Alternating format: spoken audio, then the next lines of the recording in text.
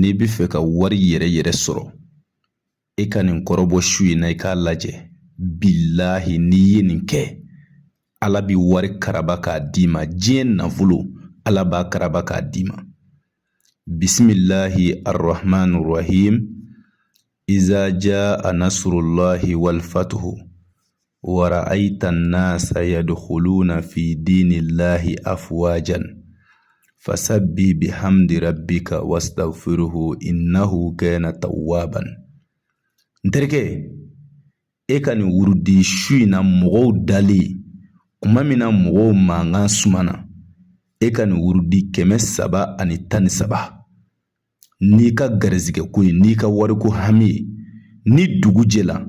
i se mana kɛ warimisɛnnin min ye a saraka denmisɛnninw na n kalina ala bonyana n'i ye nin kɛ wariko la garizigɛko la e yɛrɛ dabali bi ban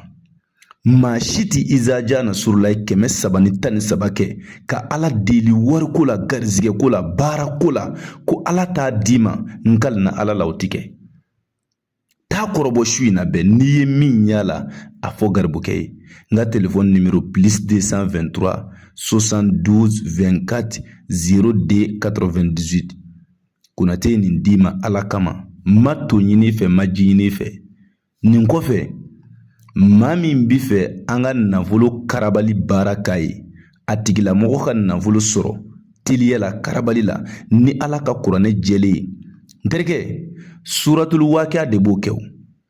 iza wakati diɲɛ dɔnnibaw a karamɔgɔw a moriw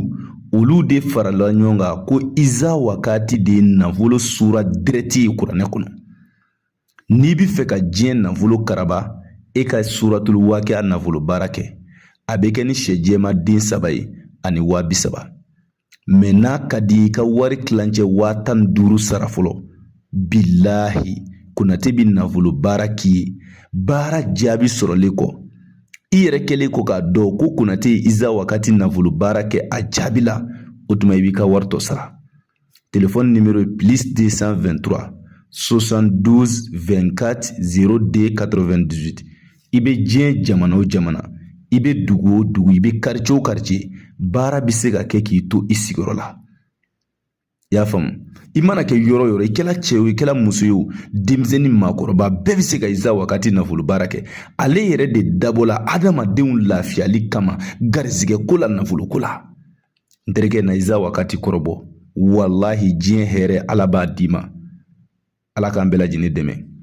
ni maa min mako bɛ na bɛɛ bɛ se ka weleli kɛ n ka telefɔni numéro la numéro bɛ n ka page kɔnɔ n'i donna dɔrɔn i b'a ye +223 72 24 02 98 hakɛto b'a ka so la